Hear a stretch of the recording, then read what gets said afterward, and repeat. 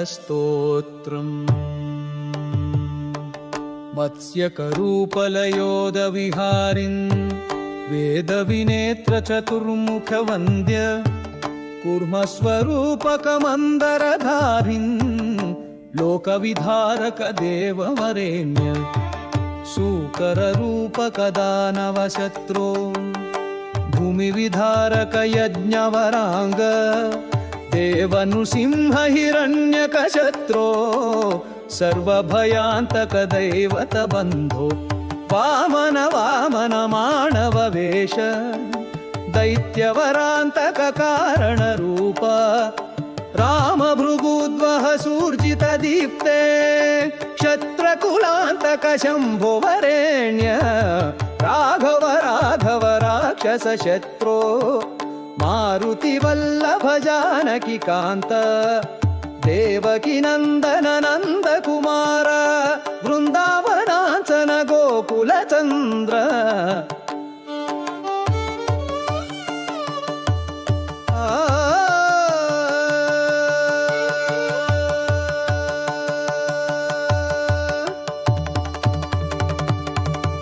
कंदफलासन सुंदर रूप नंदित गोकुल वंदित पाद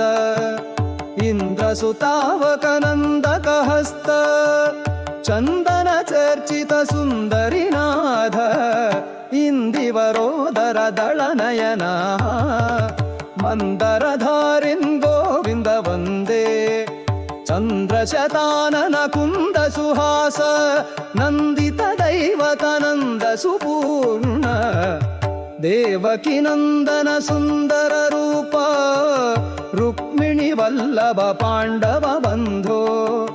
दैत्य विमोहक नित्य सुखादे देव विबोधक बुद्ध स्वरूप दुष्ट कुलांतक कल्कि स्वरूप धर्म विवर्धन मूल युगादे नारायणामल कारणमूर्ते पूर्ण गुणार्णव नित्य सुबोध आनंद तीर्थ कृता हरिगाथा पापहरा शुभ नित्य सुखार्था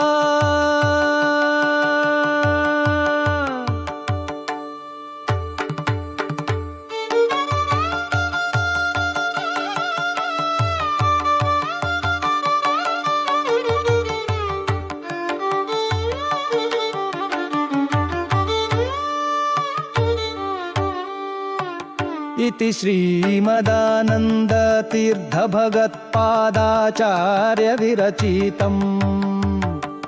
द्वादश स्तोत्रेषु षष्ठ स्तोत्रम् सम्पूर्णम्।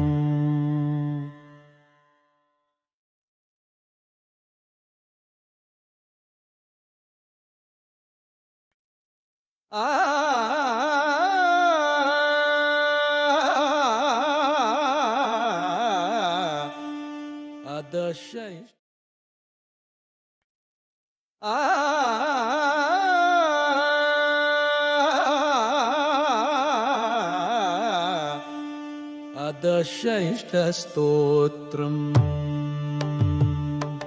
मत्स्यकरूपलयोदविहारिन् वेदविनेत्रचतुर्मुखवन्द्य कूर्मस्वरूपकमन्दरधारिन् लोकविधारक देववरेण्य सूकररूपकदानवशत्रो भूमिविधारक यज्ञवराङ्ग देवनृसिंहहिरण्यकशत्रो सर्वभयान्तकदैवतबन्धो वामन वामन माणववेश दैत्यवरान्तककारणरूप रामभृगुद्वह सूर्जितदीप्ते क्षत्रकुलान्तक शम्भुवरेण्य राघव राघव राक्षसशत्रो मारुतिवल्लभ जानकीकान्त देवकी नन्दन नन्दकुमार वृन्दावनाचन गोकुलचन्द्र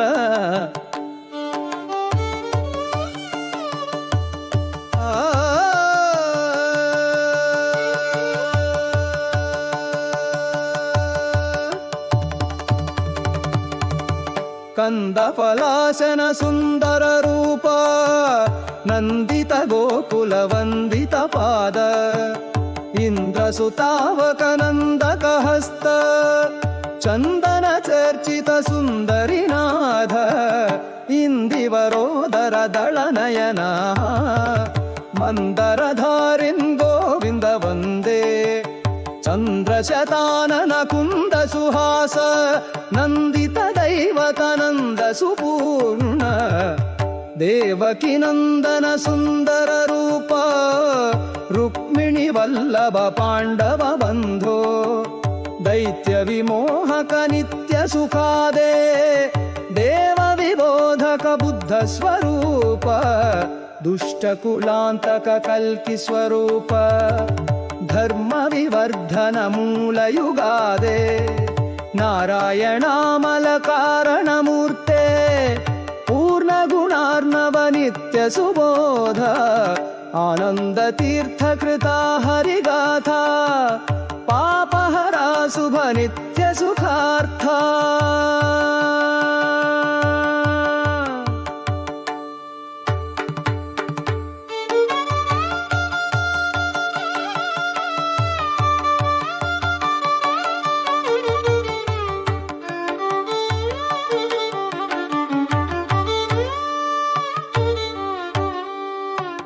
इति श्रीमदानंद तीर्थ भगत्पादाचार्य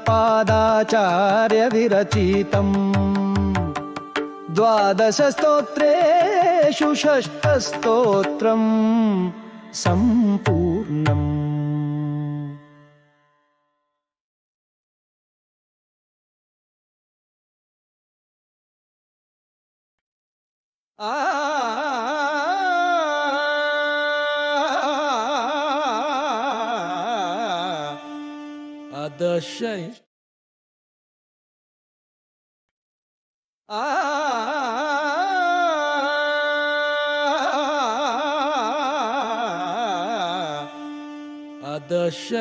अदशैष्टस्तोत्रम् मत्स्यकरूपलयोदविहारिन् वेदविनेत्र चतुर्मुखवन्द्य कूर्मस्वरूपकमन्दरधारिन् लोकविधारक देववरेण्य सूकररूपक दानवशत्रो भूमिविधारक यज्ञवरांग देवनृसिंह हिरण्यकशत्रो सर्वभयान्तक दैवत बन्धो वामन वामन मानव वेश दैत्यवरान्तक कारण रूप राम भृगुद्वह सूर्जित दीप्ते क्षत्रकुलान्तक शम्भो वरेण्य राघव राघव राक्षस शत्रो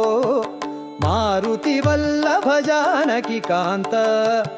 देवकी नंदन नंद कुमार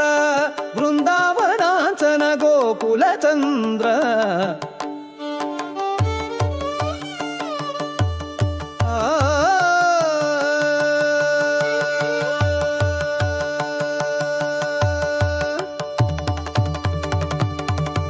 कंदफलासन सुंदर रूप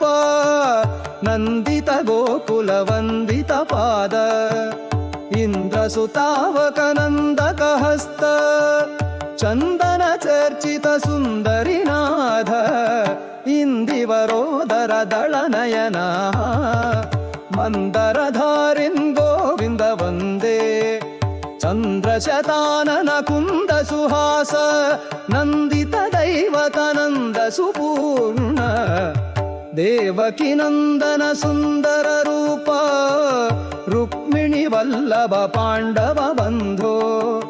दैत्य विमोहक नित्य सुखादे देव विबोधक बुद्ध स्वरूप दुष्ट कुलांतक कल्कि स्वरूप धर्म विवर्धन मूल युगादे नारायणामल कारण मूर्ते पूर्ण गुणार्णव नित्य सुबोध आनंद तीर्थ कृता हरिगाथा पापहरा शुभ नित्य सुखार्था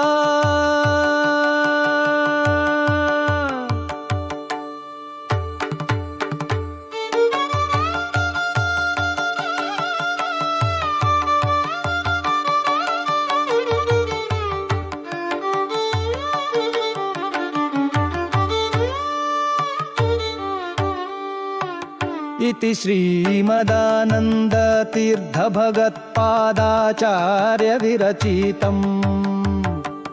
12 स्तोत्रेषु 6 स्तोत्रम् सम्पूर्णम्।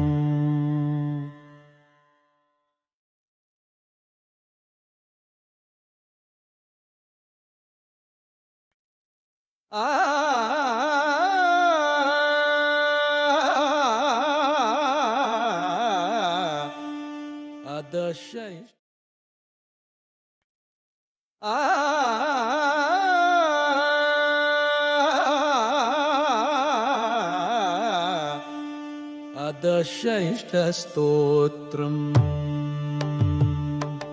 मत्स्यकरूपलयोदविहारिन् वेदविनेत्रचतुर्मुखवन्द्य कूर्मस्वरूपकमन्दरधारिन् लोकविधारकदेववरेण्य सूकररूपकदानवशत्रो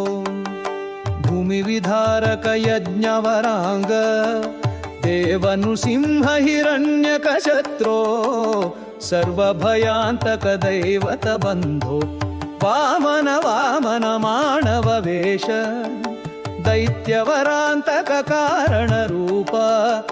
रामभृगूद्वह सूर्जितदीप्ते क्षत्रकुलान्तकशम्भुवरेण्य राघव राघव राक्षसशत्रो मारुतिवल्लभ जानकीकान्त देवकी नन्दन नन्दकुमार वृन्दावनाचन गोकुलचन्द्र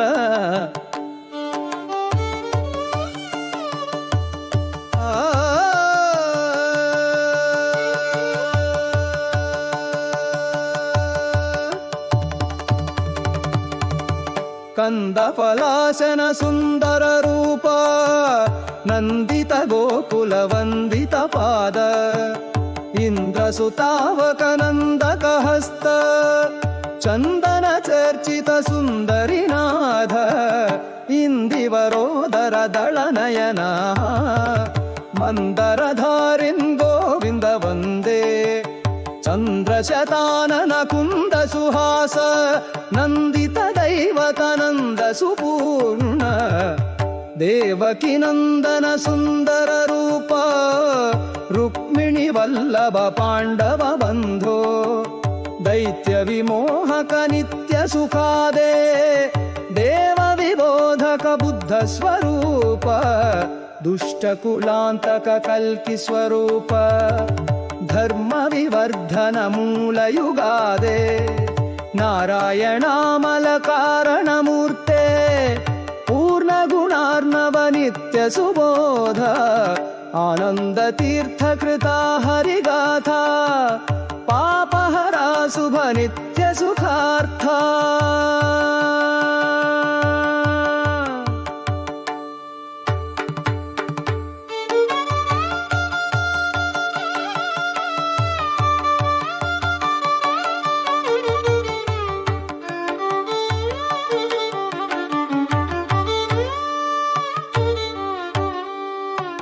इति श्रीमदानन्दतीर्थभगवत्पादाचार्यविरचितम् 12 स्तोत्रेषु 6 स्तोत्रम् सम्पूर्णम्।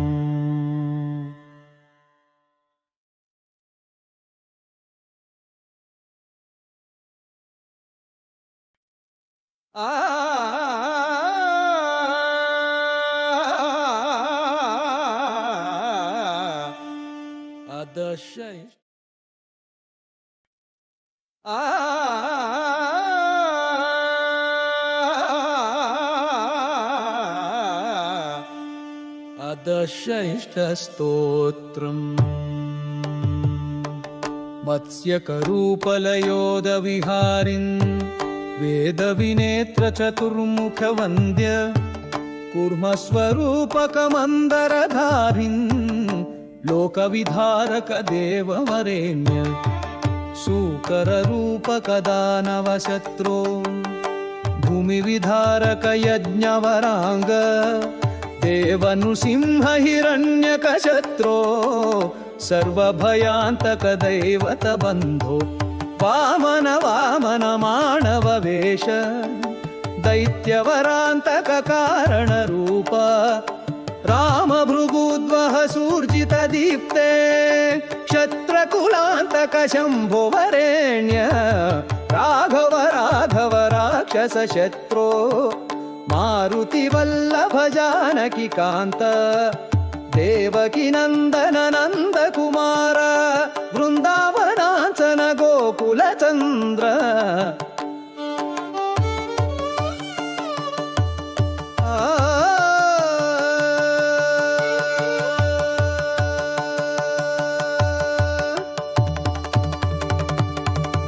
कंद फलासन सुंदर रूप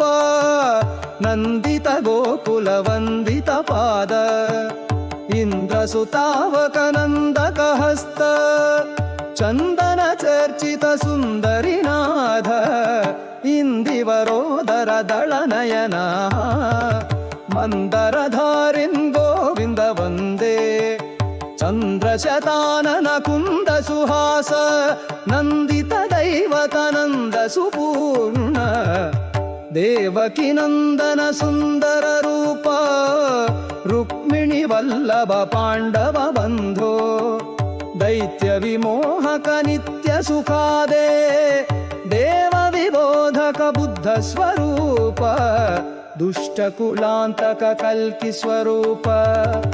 धर्म विवर्धन मूल युगादे नारायणामल कारण मूर्ते पूर्ण गुणार्णव नित्य सुबोध आनंद तीर्थ कृता हरिगाथा पापहरा शुभ नित्य सुखार्था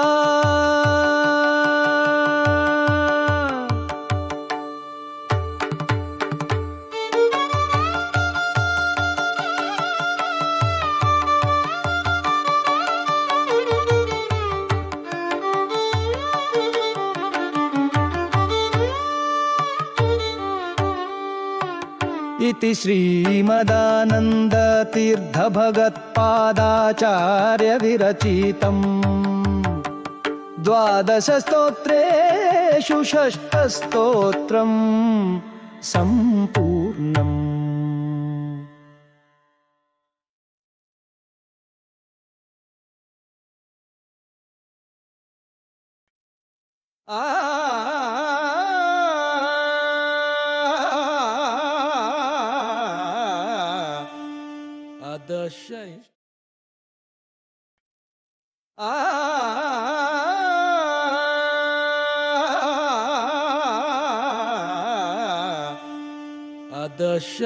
अदशैष्टस्तोत्रम् मत्स्यकरूपलयोदविहारिन् वेदविनेत्र चतुर्मुखवन्द्य कूर्मस्वरूपकमन्दरधारिन् लोकविधारक देववरेण्य सूकररूपक दानवशत्रो भूमिविधारक यज्ञवरांग देवनृसिंह हिरण्यकशत्रो सर्वभयांतक दैवत बन्धो वामन वामन मानव वेश दैत्यवरान्तक कारण रूप राम भृगुद्वह सूर्जित दीप्ते क्षत्रकुलान्तक शम्भो वरेण्य राघव राघव राक्षस शत्रो मारुति वल्लभ जानकी कांत देवकी नंदन नंद कुमार वृंदावनांचन गोकुल चंद्र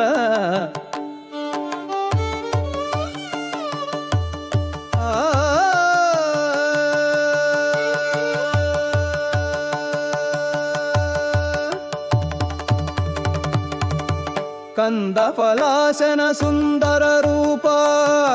नंदित गोकुल वंदित पाद इंद्रसुतावक नंदक हस्त चंदन चर्चित सुंदरी नाथ इंदिवरोदर दल नयना मंदर धारिन् गोविंद वंदे चंद्र चन्द्रशतानन कुन्द सुहास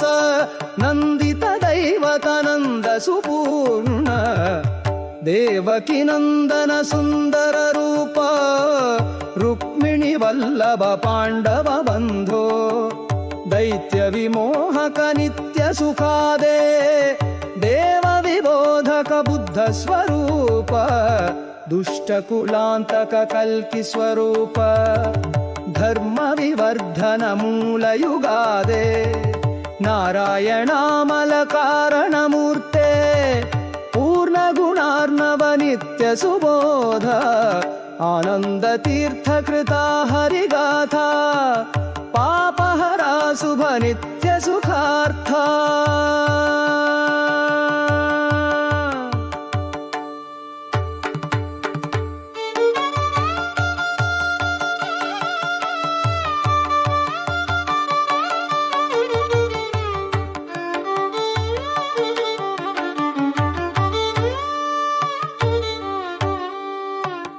इति श्रीमदानंद तीर्थ भगत्पादाचार्य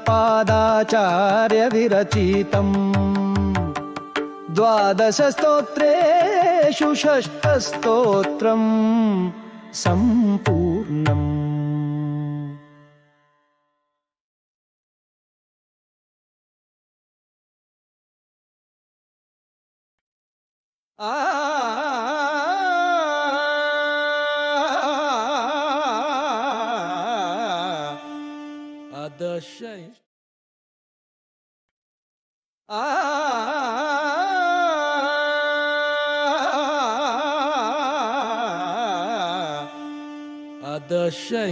स्तोत्रम्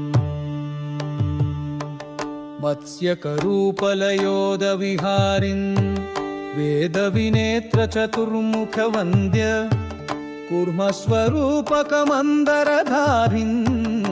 लोकविधारक देववरेण्य सूकररूपक दानवशत्रो भूमिविधारक यज्ञवरांग देवनृसिंह हिरण्यकशत्रो सर्वभयान्तक दैवत बन्धो वामन वामन मानव वेश दैत्यवरान्तक कारण रूप राम भृगुद्वह सूर्जित दीप्ते क्षत्रकुलान्तक शम्भो वरेण्य राघव राघव राक्षस शत्रो मारुति वल्लभ जानकी कांत देवकी नंदन नंद कुमार वृंदावनांचन गोकुल चंद्र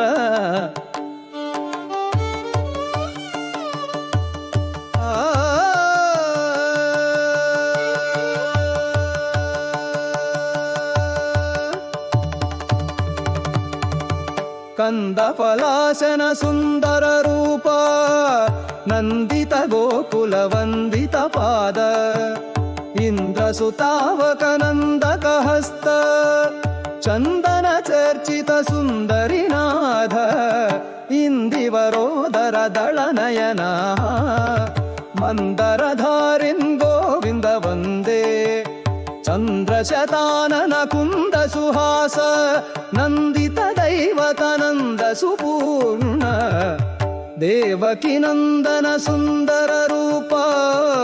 रुक्मिणी वल्लभ पाण्डव बंधो दैत्य विमोहक नित्य सुखादे देव विबोधक बुद्ध स्वरूप दुष्ट कुलान्तक कल्कि स्वरूप धर्म विवर्धन मूल युगादे नारायणामल कारणमूर्ते पूर्ण गुणार्णव नित्य सुबोध आनंद तीर्थ कृता हरिगाथा पापहरा शुभ नित्य सुखार्था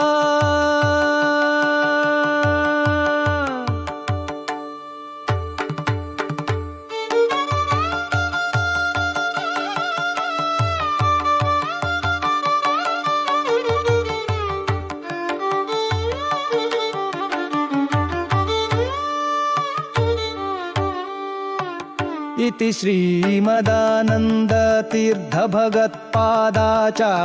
विरचितम्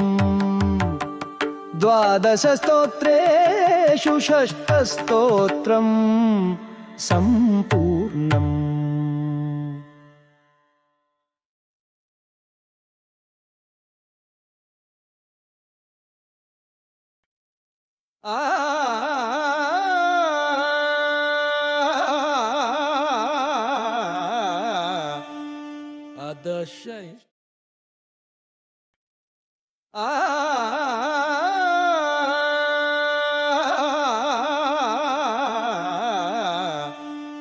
अदशैष्ठस्तोत्रम्। मत्स्यकरूपलयोदविहारिन् वेदविनेत्र चतुर्मुखवन्द्य कूर्मस्वरूपकमन्दरधारिन् लोकविधारक देववरेण्य सूकररूपकदानवशत्रो भूमिविधारक यज्ञवरांग देवनृसिंह हिरण्यकशत्रो सर्वभयान्तक दैवत बन्धो वामन वामन मानववेश दैत्यवरान्तक कारणरूप रामभृगुद्वह सूर्जित दीप्ते क्षत्रकुलान्तक शम्भो वरेण्य राघव राघव राक्षस शत्रो मारुति वल्लभ जानकी कान्त देवकी नन्दन नन्द कुमार वृन्दावनाचन गोकुल चन्द्र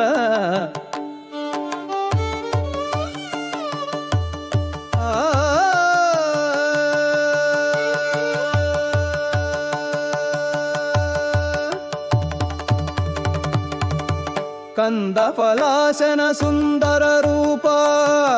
नंदित गोकुल वंदित पाद इंद्रसुतावक नंदक हस्त चंदन चर्चित सुंदरीनाथ इंदिवरोदर दल नयना मंदरधारिन् गोविंद वंदे चंद्रशतानन कुंद सुहास नंदित दैवत नंद सुपूर्ण देवकी नंदन सुंदर रूप रुक्मिणी वल्लभ पांडव बंधो दैत्य विमोहक नित्य सुखादे देव विबोधक बुद्ध स्वरूप दुष्ट कुलांतक कल्कि स्वरूप धर्म विवर्धन मूल युगादे नारायणामल कारणमूर्ते पूर्ण गुणार्णव नित्य सुबोध आनंद तीर्थ कृता हरिगाथा पापहरा शुभ नित्य सुखार्था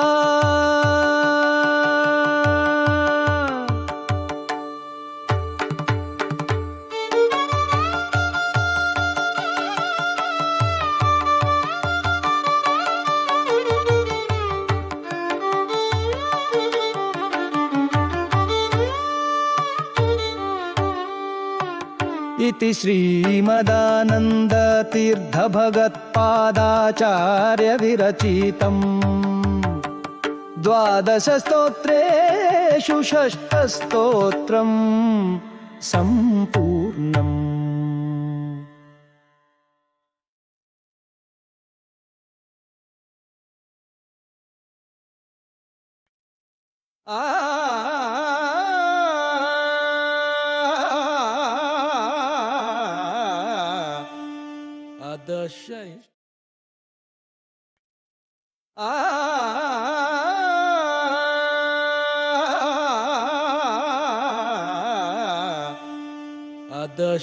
अदशैष्ठस्तोत्रम्। मत्स्यकरूपलयोदविहारिन् वेदविनेत्र चतुर्मुखवन्द्य कूर्मस्वरूपकमन्दरधारिन् लोकविधारक देववरेण्य सूकररूपकदानवशत्रो भूमिविधारक यज्ञवरांग देवनृसिंह हिरण्यकशत्रो सर्वभयान्तक दैवत बन्धो वामन वामन मानववेश दैत्यवरान्तक कारणरूप रामभृगुद्वह सूर्जितदीप्ते क्षत्रकुलान्तक शम्भो वरेण्य राघव राघव राक्षसशत्रो मारुतिवल्लभ जानकीकान्त देवकी नन्दन नन्दकुमार वृन्दावनाचन गोकुलचन्द्र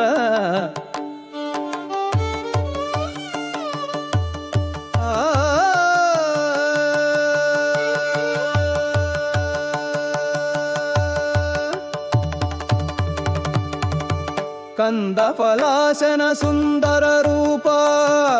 नंदित गोकुल वंदित पाद इंद्रसुतावक नंदक हस्त चंदन चर्चित सुंदरीनाथ इंदिवरोदर दल नयना मंदरधारिन् गोविंद वंदे चंद्रशतानन कुंद सुहास नंदित दैवत नंद सुपूर्ण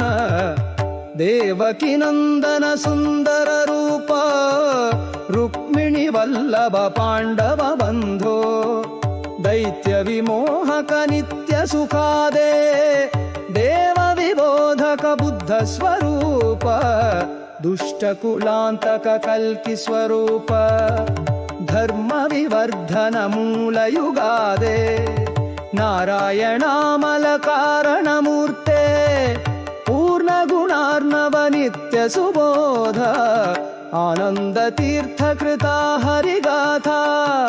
पापहरा शुभ नित्य सुखार्था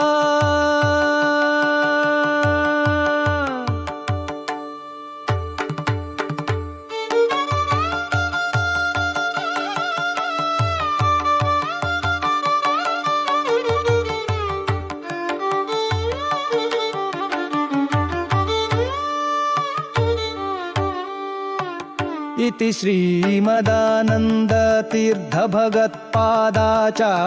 विरचितम् 12 स्तोत्रेषु 6 स्तोत्रम् सम्पूर्णम्।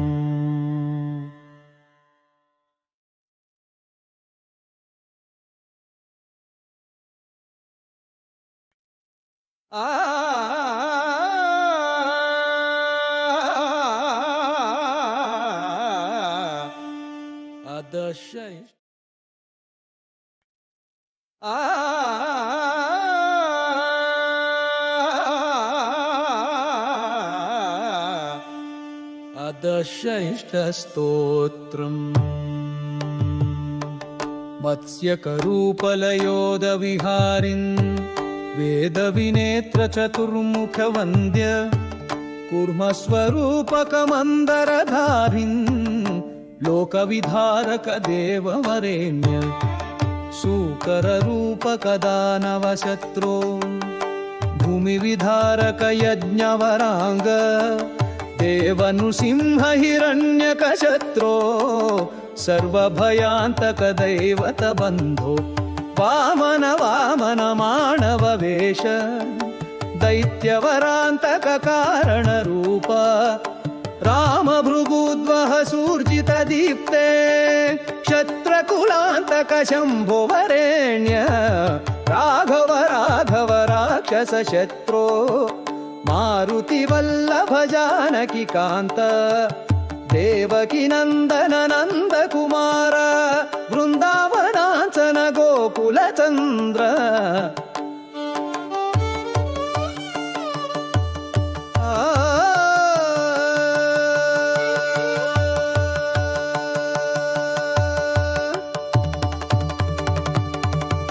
कंदफलासन सुंदर रूप नंदित गोकुल वंदित पाद इंद्रसुतावक नंदक हस्त चंदन चर्चित सुंदरीनाथ इंदिवरोदर दल नयना मंदरधारिन् गोविंद वंदे चंद्रशतानन कुंद सुहास नंदित दैवत नंद सुपूर्ण देवकी नंदन सुंदर रूप रुक्मिणी वल्लभ पाण्डव बन्धो दैत्य विमोहक नित्य सुखादे देव विबोधक बुद्ध स्वरूप दुष्ट कुलांतक कल्कि स्वरूप धर्म विवर्धन मूल युगादे नारायणामल कारण मूर्ते पूर्ण गुणार्णव नित्य सुबोध आनंद तीर्थ कृता हरिगाथा पापहरा शुभ नित्य सुखार्था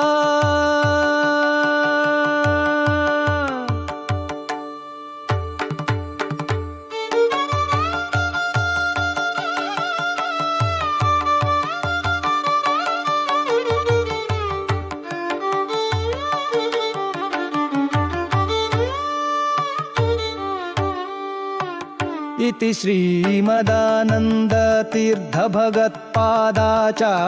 विरचितम् 12 स्तोत्रेषु 6 स्तोत्रम्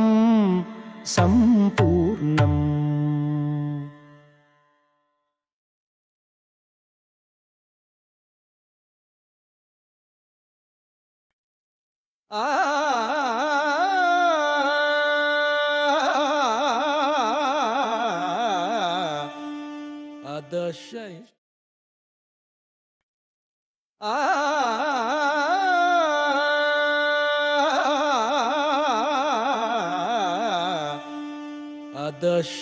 अदशैष्टस्तोत्रम्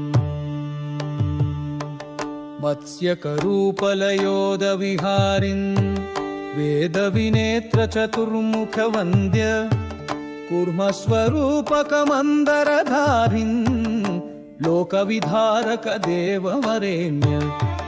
सूकररूपक दानवशत्रो भूमिविधारक यज्ञवरांग देवनृसिंह हिरण्यकशत्रो सर्वभयान्तक दैवत बन्धो वामन वामन मानव वेश दैत्यवरान्तक कारण रूप राम भृगुद्वह सूर्जित दीप्ते क्षत्रकुलान्तक शम्भो वरेण्य राघव राघव राक्षस शत्रो मारुति वल्लभ जानकी कांत देवकी नंदन नंद कुमार वृंदावनांचन गोकुल चंद्र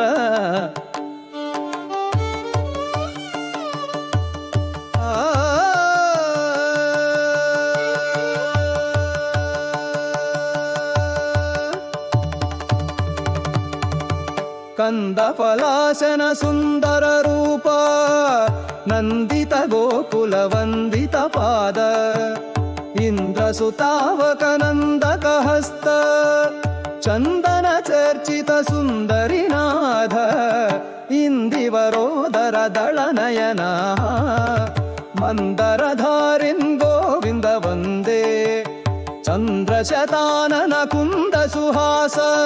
नंदित दैवतनंद सुपूर्ण देवकी नंदन सुंदर रूप रुक्मिणी वल्लभ पाण्डव बंधो दैत्य विमोहक नित्य सुखादे देव विबोधक बुद्ध स्वरूप दुष्ट कुलांतक कल्कि स्वरूप धर्म विवर्धन मूल युगादे नारायणामल कारण मूर्ते पूर्ण गुणार्णव नित्य सुबोध आनंद तीर्थ कृता हरिगाथा पापहरा शुभ नित्य सुखार्था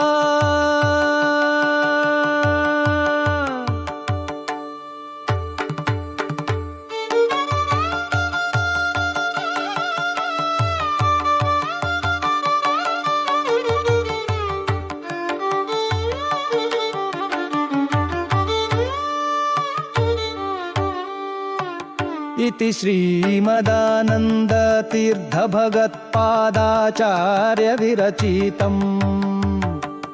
12 स्तोत्रेषु 6 स्तोत्रम् सम्पूर्णम्।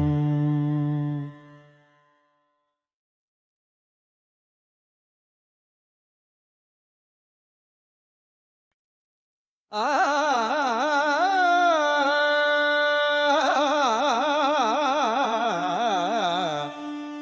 ಅದಶ ಆ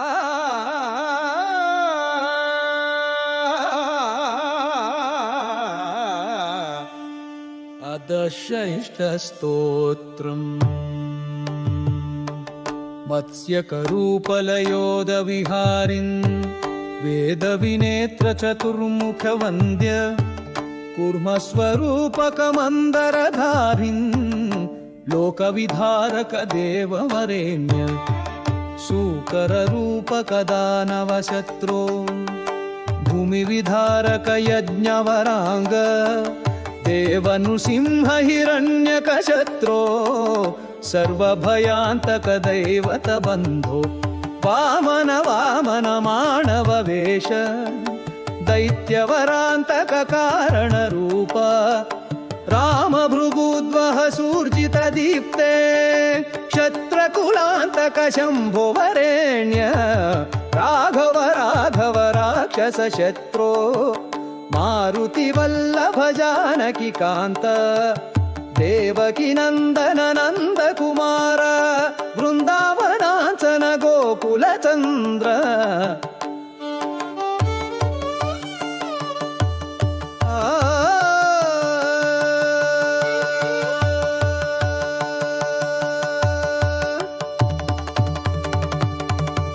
कंदफलासन सुंदर रूप नंदित गोकुल वंदित पाद इंद्रसुतावक नंदक हस्त चंदन चर्चित सुंदरीनाथ इंदिवरोदर दल नयना मंदरधारिन् गोविंद वंदे चंद्रशतानन कुंद सुहास नंदित दैवत नंद सुपूर्ण देवकी नंदन सुंदर रूप रुक्मिणी वल्लभ पांडव बंधो दैत्य विमोहक नित्य सुखादे देव विबोधक बुद्ध स्वरूप दुष्ट कुलांतक कल्कि स्वरूप धर्म विवर्धन मूल युगादे नारायणामल कारण मूर्ते पूर्ण गुणार्णव नित्य सुबोध आनंद तीर्थ कृता हरिगाथा पापहरा शुभ नित्य सुखार्था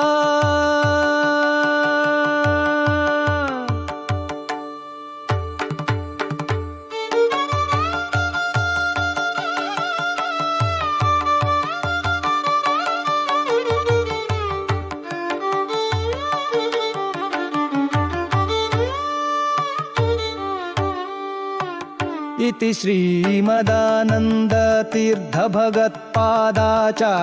विरचितम्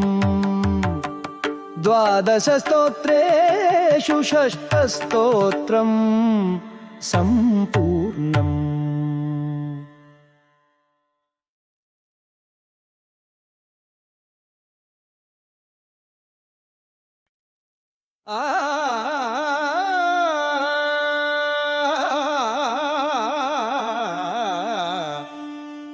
दश